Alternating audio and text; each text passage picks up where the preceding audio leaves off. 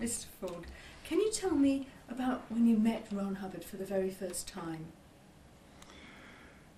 Yes, I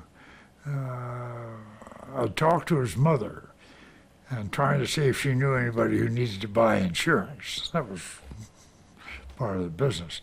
And she thought her son should have it. And she was willing to pay half price. So she called him up on the phone and said, okay, we'll take it out. So we wrote it up there and got the information over the phone. And then a couple of weeks later, I was down at South Colby visiting my in-laws, and I was curious to see what a writer looked like, and so I walked over there about noontime, I guess, and Polly invited me in and said Ron had been working all night and had gone to bed, but she gave me coffee and we talked for quite a while, and then she invited me and my wife to come up for dinner that night, so we did that, and that was the night that they'd just bought the boat the day before, and he wanted to put some ballasts in the boat, and it had Polly making up these little canvas bags, and so Ron and I took them down to the county gravel pile, and we loaded them with gravel, county gravel, free, of course. So that's how I met him. That was the first night that we met. He was a very charismatic and very interesting fellow to talk to, and particularly when you had a lot of things to talk about. We did sailing, and boating was one of them, and that sort of thing. And so I used to go over and see him, and we'd play chess until 3 o'clock in the morning or something, and drink some of the whiskey he'd gotten from the Blackfeet Indians. And tell me about where he used to write, where he used to play chess and things. Well, we played in this. He had a little studio, not in the house itself, but out on the property, very close to it, and so we used to sit in the studio and talk and play chess, and we had an air pistol there. We used to use it for target practice on a garden inside the house. We just hit it off very well. Did he used to tell you stories? Was he a great storyteller? Oh, he told lots of tales, and some of which you believe, and some which you discounted considerably, and some that you didn't believe at all. But then,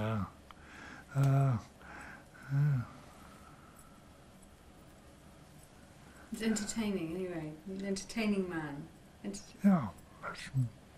You, was he a hard worker? Was he always busy writing, or did he actually... Well, no, he worked when he had to. When the grocer got really demanding, then he'd settle down and write something. And Street and Smith were putting out a new magazine called Unknown, and they wanted him to write a novelette every month for it, and which he was supposed to do. Of course, put it off. I mean, he procrastinated a fair amount. And, I'd much rather go sailing than write something, but on the other hand, he could churn it out, turn out quantities in a short space of time. So when he got going, he was very fast at writing. Oh, yes, he was very fast at it. I remember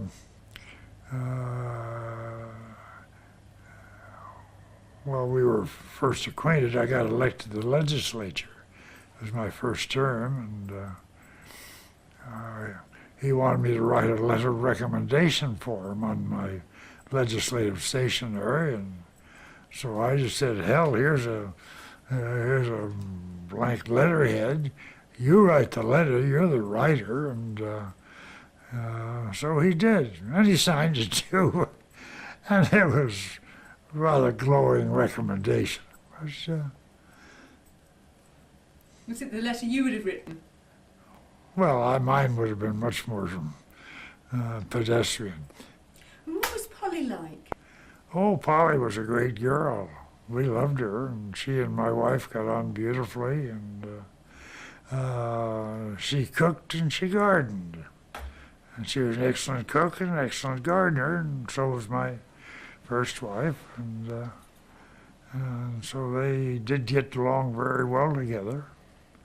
And How did she and Ron generally get on? Was he sort of a loving husband who was at home and there with the children? oh, they seemed to get along fairly well. Once in a while, he would get mad at something.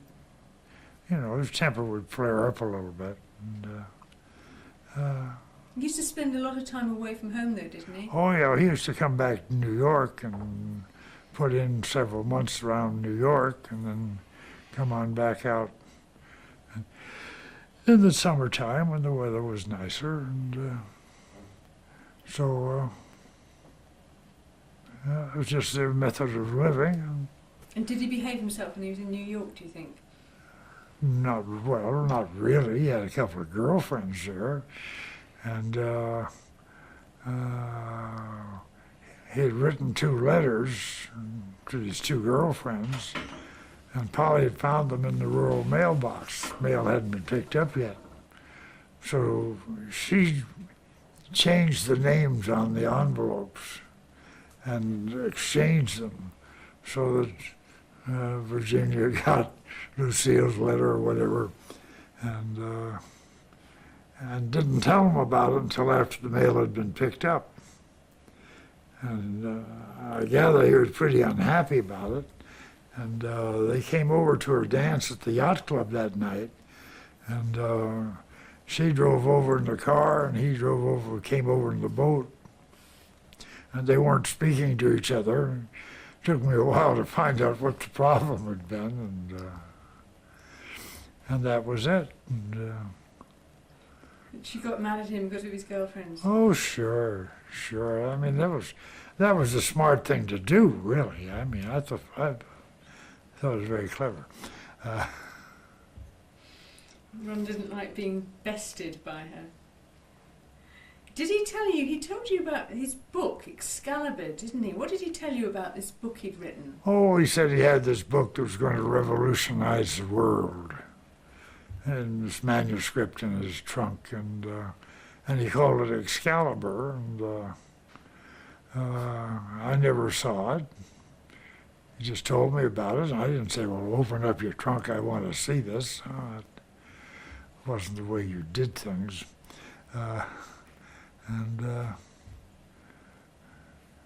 So he had something there, and apparently it was the basis for Scientology or Dianetics. It came out in about 1950 because I was at the university at that time, and I was I'd taken a course in psychology from my next door neighbor, who was working on his master's degree or his doctor's degree, and Did he tell you what Excalibur was about? Did he tell you what the book No. was? No. never told me, no, it's just going to revolutionize the world. Which maybe it was, maybe it wasn't, I didn't know. And I just accepted this. I accepted a lot of stuff, just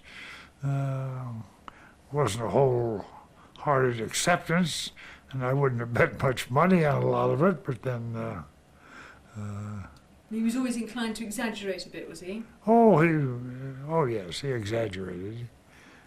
But he usually managed to get a certain little bit of truth in there, just that you could live up to. But he exaggerated, yes. You told me about the glowing letter of recommendation from you, so I was going to ask you about that, but you've actually told me about that. I was going to ask you about the war. What, to your knowledge, did Ron do in the war, and was he ever wounded? Well, one of the reasons he wanted the letter from me, read a recommendation, he was sending it to Senator Magnuson, And Senator Magnuson was the senator from my district, and I knew him because we used to campaign. We campaigned together, and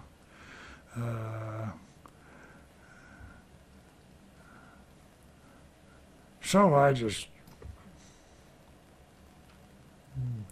did what I could to help him get a recommendation. And say he made that glowing recommendation, which I think they have on the wall there at the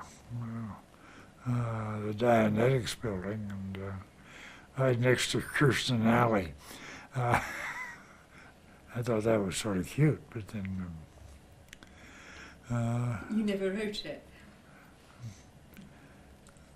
well, I hadn't seen that stuff. I didn't see Ron for many years, and so I hadn't been in contact with him, and because he left Polly and he had another wife. I think he was a bigamist actually at that time, but then I don't know. It wasn't my business. I mean, I just thought it was very interesting, and. Well, I'm going to come on and ask you about Polly and the other wife, but just while we're talking about on the war, what did he actually do in the war, and was he ever wounded? Oh, I don't think he was wounded, other than the fact that he'd been over in Guam. His father was in the Navy. You know, he was a supply officer in the Navy, and they'd been in Guam, and I think he had gotten whatever the hell you get in Guam is. Malaria? Something that hurt him. Of course, he was complaining about a lot of things wrong with him. I mean, he knew how to look up the stuff and how to make it sound very effective. So they bought some of it, and then he spent more time in the Naval Hospital in San Diego. And matter of fact, we drove down one time with Polly, and drove her down, and we stayed in Hollywood, and Ron came up from San Diego and was there for several days while we were there. Was he ill because he'd been wounded? Oh, he was never wounded in that, no, he may have had some complaints. But he was trying to tie down a pension, I think. I don't know. I don't really know what he was trying to do, but then I assumed that was the reason. Now, there's people, he claimed to people that he'd been blinded and crippled in action. Did you see any evidence of that after the war when you saw him? I never saw any. Of course, I'm not a doctor, so there could be something that I didn't see. But on the other hand, I don't think so. You saw him at the theatre, didn't you? He wasn't blind then. I didn't. Well, he was down off the coast of Oregon, and at the time I was over in the Mediterranean or someplace. I mean, our paths didn't cross too much. And no, I just doubt some of these things. You bumped into him in 1947, didn't you? And he was up here with the children. Did he look blind then? Oh, no.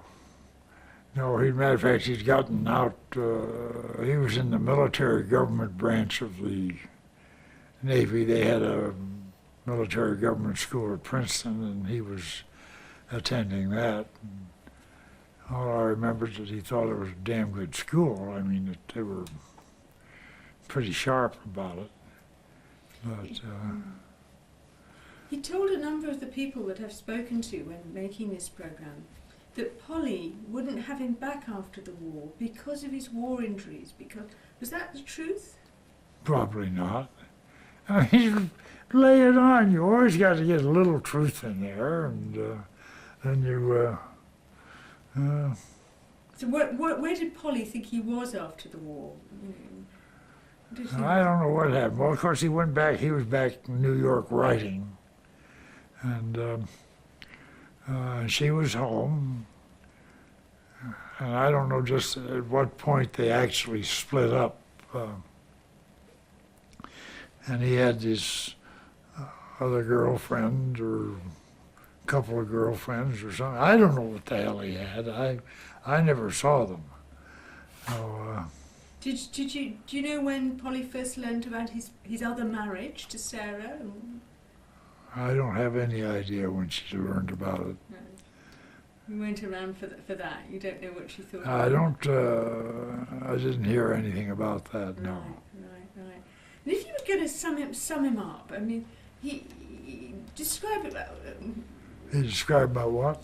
If you were going to sum Ron Hubbard up, if you were going to write an article about him, perhaps, how would you describe him? What was he like?